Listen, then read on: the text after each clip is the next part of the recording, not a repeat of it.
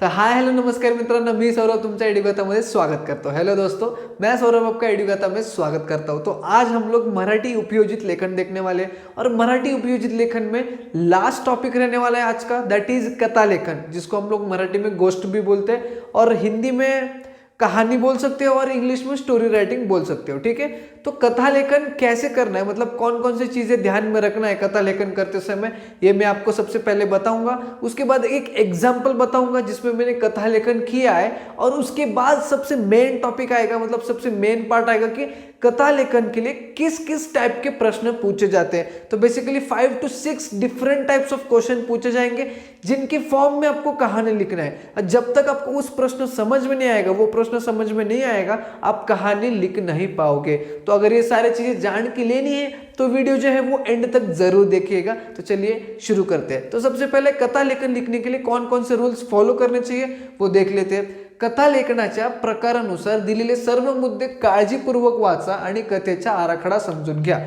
मतलब कथा लेखन मतलब जो आपको स्टोरी राइटिंग करना है, स्टोरी राइटिंग करने के लिए जो जो चीज़ें आपको प्रोवाइड की गई है उन चीज़ों को अच्छे से पढ़िए और उन चीज़ों को अच्छे से समझिए। समझने के बाद एक रफ स्केच निकालना स्टार्ट कर दीजिए। रफ स्केच निकालना मतलब क्या करना है, आपको रफली लिखना स्टार्ट करना है, कोई भी रफ पेज पे या फिर साइड में लिखना स्टार्ट करना है कि पहले आप इस चीज़ के बारे में इंट्रोड्यूस करोगे, उसके बाद ये सीन बताओगे, उसके बाद जो जो आपका मतलब आप इमेजिन कर रहे हो, क्योंकि story writing is all about imagination. ठीक है, आप जो कुछ भी इमेजिन कर रहे हो उसको एक रफली लिखना स्टार्ट करिए। किसके बाद, जो गिवन टर्म्स दिए उसको पढ़ने के बाद, उसको पढ़ने से पहले नहीं। सेकंड रूल क्या कहता है, आराखड्याच्या आधारे कथा घडते ते ठिकाण लक्षात घ्या। मतलब जैसे जैसे उन्होंने टर्म्स दिए गए हैं, ठीक है, जो जो टर्म्स उन्होंने दिए उन टर्म्स के हिसाब से आपकी जो स्टोरी है, आप जो इमेजिन कर रहे हो वो मुड़नी चाहिए। मतलब आपको 4 अलग अलग टर्म दिए तो आपकी स्टोरी में वो चारों टर्म इंक्लूड होने चाहिए। ऐसा नहीं है कि आपने 2 टर्म इंक्लूड किए, 2 टर्म को छोड़ दिए, सारे टर्म्स इंक्लूड करना जरूरी है। उसके बाद कथा कोण कोणत्या पात्रांमध्ये घडते ते लक्षात घ्या।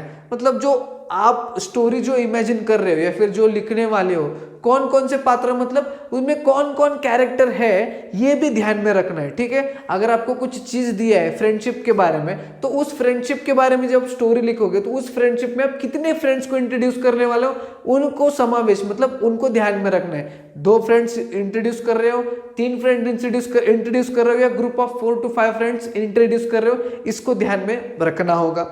उसके बाद का रूल कहता है कथेतील ठिकाणे व पात्रे यांची नावे निश्चित करा। तो अभी आप जैसे कि स्टोरी राइटिंग लिख रहे हो, this is totally your imagination, तो आप उन पात्र मतलब उन कैरेक्टर का एरिया, मतलब कौन कौन से एरिया पे क्या क्या सीन होने वाला है, वो एरिया और उन कैरेक्टर्स के नाम ये आप डिसाइड कर सकते हो। जैसे कि फॉर एग्जांपल सिनेरियो 1 में आप बोल रहे हो कि 2 दोस्त स्कूल में थे, उसके बाद सिनेरियो 2 में बोल रहे हो कि वही 2 दोस्त एक दोस्त के घर पे थे, उसके बाद सिनेरियो 3 में बोल रहे कि वही 2 दोस्त ग्राउंड पे खेल रहे थे। अब आपको करना क्या है, वो 2 दोस्त जो थे उनके नाम फिक्स करने, राम श्याम जो कुछ भी होगा। उसके बाद स्कूल का नाम फिक्स करना है, स्कूल में कोई एक टीचर इंट्रोड्यूस करे तो उनका नाम फिक्स करना है। उसके बाद घर में अगर पेरेंट इंट्रोड्यूस कर रहे हो उनके, तो उनका नाम फिक्स करिए। उसके बाद ग्राउंड में खेलने के बाद, ग्राउंड में जब खेलने जाएंगे तब कौन सा खेल खेल रहे थे उसको इंट्रोड्यूस कीजिए। ये सारे छोटे छोटे चीज आपको इंट्रोड्यूस करना बहुत जरूरी है कथा लेखन करते समय मराठी में। उसके बाद कथा शक्यतो भूतकाळात लिहा। कथा शक्यतो भूतकाळात लिहा, मतलब जो भी कथा लेखन, जो भी स्टोरी राइटिंग कर रहे हो वो मोस्ट प्रोबेबली आपको पास्ट टेंस में लिखना है। पास्ट टेंस में ही स्टोरी लिखिए, बहुत बेटर रहेगा आपके लिए भी और जो एग्जामिनर चेक कर रहे हैं उनके लिए भी। ठीक है, उसके आगे का रूल क्या कहता है देखते हैं। आवश्यकता असेल तर संवाद लिहा आणि आवश्यकते तिथे परिच्छेद पाड़ा। मतलब अगर नेसेसरी है आपकी स्टोरी राइटिंग में तो आप कन्वर्जेशंस डाल सकते हो। जैसे कि मैंने अभी एक एग्जांपल दिया, राम या श्याम ऐसे 2 दोस्त के बारे में अगर आप ये 2 दोस्तों को इंट्रोड्यूस कर रहे हो तो इनके बीच में जो कन्वर्जेशन आता है वो कन्वर्जेशन के जो डायलॉग्स है वो भी आप डाल सकते हो। ठीक है, और जैसे जैसे सिनेरियो चेंज होता है, जैसे स्कूल में थे उसके बाद घर में आए, उसके बाद प्लेग्राउंड में गए, जैसे जैसे सिनेरियो चेंज होता है, जैसे जैसे स्थान चेंज होता है, आप परिच्छेद भी डाल सकते हो। मतलब पैराग्राफ ब्रेक कर सकते हो। एक पैराग्राफ में स्कूल के बारे में बताया, दूसरे पैराग्राफ में घर के बारे में बताया, थर्ड पैराग्राफ में अगेन आपने प्लेग्राउंड के बारे में बताया। ऐसे आप कर सकते हो, जो कि बहुत बेहतर हो सकता है। उसके बाद वाला रूल कहता है कथेला योग्य असे शीर्षक द्या, त्यासाठी योग्य अशी म्हणी, सुवचन, लोकप्रिय किंवा खूप रूढ असलेले शब्द वापरा। मतलब ये जो रूल क्या कहता है, ये सब तो आपने लिखा है। उसके बाद जो सबसे मेन क्या है, वो जो स्टोरी आप लिख रहे हो, वो जो कथा लिख रहे हो, वो जो गोष्ट लिख रहे हो, उसका हेडिंग सबसे इंपॉर्टेंट है। तो वो हेडिंग भी आपको बहुत इंपॉर्टेंट है और हेडिंग बहुत अच्छे से लिखना है। अब हेडिंग लिखने के लिए क्या क्या चीज़ों की रिक्वायरमेंट है आपको, जैसे कि मैंने एडवर्टाइजमेंट राइटिंग में बताया था, यही मराठी में ही था एक एडवर्टाइजमेंट जिसमें मैंने सुवचन, मुहावरे वगैरह बोला था। इन द सेम फॉर्म आपको भी यहाँ पे क्या क्या प्रिपेयर करना है, मणी, मणी इज इडियम्स, मुहावरे, सुवचन मतलब कुछ थॉट्स, कुछ अच्छे अच्छे थॉट्स, लोकप्रिय किंवा खूप रूढ असलेले शब्द। लोकप्रिय मतलब बहुत ज़्यादा फ्रेंडली वर्ड्स, या फिर खूप रूढ असलेले मतलब जिनका बहुत इंपॉर्टेंट है और बहुत यूनिक मीनिंग है। ऐसे वाले जो वर्ड्स है आप उनको यूज कर सकते हो हेडिंग लिखने के लिए, ताकि जब भी कोई आपकी स्टोरी पढ़े तो जब आप वो आपकी हेडिंग पढ़ेंगे तो उनको इम्पैक्ट मिलना चाहिए स्टोरी पढ़ने के लिए। That's why they had asked you to write such words in the heading, मतलब जो टाइटल है उसमें आपको लिखना है। उसके बाद लास्ट रूल है शब्द मर्यादा 80 से 90 शब्द। मतलब लास्ट रूल में यही बोला है कि जो वर्ड लिमिट है, you have to write it between 80 to 90 words, don't exceed 90 words and don't try to write between 60 to 70 words. ठीक है, try to end it between 80 to 95 words. समझ में आया यहाँ तक? अब मैं आपको एक एग्जांपल दिखाऊंगा। उस एग्जांपल में मैंने कथा लेखन किया है, उस एग्जांपल का मैं पीडीएफ जो है वो डिस्क्रिप्शन में शेयर भी करूंगा, यहाँ पे स्क्रीन शेयर भी करूंगा, जिससे आपको मैं छोटे छोटे रूल्स बता दूंगा। ओके, तो मेरे राइट हैंड साइड पे आपको एग्जाम्पल दिखेगा। सबसे पहले देखिए क्वेश्चन किस प्रकार से पूछा है, पुढील शब्दांना एकत्रित गुंफून सुंदर कथा तैयार करा। मतलब इस क्वेश्चन में आपको वर्ड्स प्रोवाइड किए गए हैं। अब उन वर्ड्स को ध्यान में रखते हुए एक प्रॉपर स्टोरी फॉर्मेशन करना है, कथा लेखन करना है, मतलब गोष्ट तैयार करना है। कैसे करना है? सबसे पहले मैत्रीची सुरुवात, हेडिंग थोड़ा सा यूनिक है।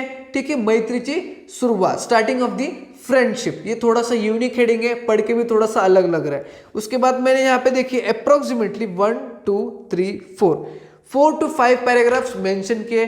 तो अब जैसे कि देख सकते हो 4 to 5 डिफरेंट पैराग्राफ्स मतलब 4 to 5 डिफरेंट सिनारियोज मैंने डिस्कस किए। अब इस कथा लेखन मतलब इस जो गोष्ट है, ये जो मराठी का कथा लेखन है, इसको ध्यान से पढ़िएगा। ध्यान से पढ़ने के बाद आपको ये जो सारे रूल्स मैंने जो बताए थे आपको समझ में आ जाएंगे, कैसे कैसे मैंने इंप्लीमेंट किए। आप ऐसे कर सकते हो जैसे कि मैंने 4 पैराग्राफ्स लिए तो ऊपर दिए भी 4 वर्ड्स है, तो हर एक पैराग्राफ में मैंने एक वर्ड का यूज कर लिया है। आप भी ऐसे कर सकते हो, या फिर आपको थोड़ा छोटा लिखना है तो एक पैराग्राफ में 2 वर्ड्स का यूज कर सकते हो। जितने वर्ड्स आपको देंगे उसके ऊपर डिपेंडेंट है। यहाँ पे 4 वर्ड्स दिए थे, मैंने 4 पैराग्राफ लिखे जिसमें हर एक पैराग्राफ में एक एक वर्ड अप्रोक्सीमेटली यूज किया गया है। ठीक है, तो ये एग्जांपल समझ में आया। अब जो लास्ट पार्ट है दैट इज वेरी इंपॉर्टेंट, आपको किस प्रकार के प्रश्न पूछे जाने वाले हैं और आपको कैसे टैकल करना है उन क्वेश्चंस को मैं आपको एक्सप्लेन करूंगा। ओके, तो कथा लेखन लिखने के लिए 5 अलग अलग फॉर्मेट्स के क्वेश्चंस आपको पूछे जाएंगे, जिसमें से पहला क्वेश्चन कहता है दिलेल्या कथा बीजावरून कथा लेखन, दिलेल्या कथा बीजावरून कथा लेखन। तो सबसे पहले कथा बीजा मतलब क्या, तो कोई भी प्लांट, जब आप कोई भी सैपलिंग प्लांट करते हो, समझो आप मैंगो ट्री प्लांट करना चाहते हो, तो मैंगो का जब सैपलिंग प्लांट करते हो या फिर सीड प्लांट करते हो तो आप मैंगो का सीड प्लांट करते हो, और जब आप मैंगो का सीड प्लांट करोगे तो मैंगो ट्री फॉर्म होने वाला है। वैसे वो जो स्टोरी होने वाला है, वो जो कथा होने वाला है आपका, उसका जो मेन कंसेप्ट है, जो मेन मूल है उसका, वो आपको प्रोवाइड किया जाएगा, और उस चीज को यूज करके आपको पूरा ट्री मतलब पूरा स्टोरी क्रिएट करना है।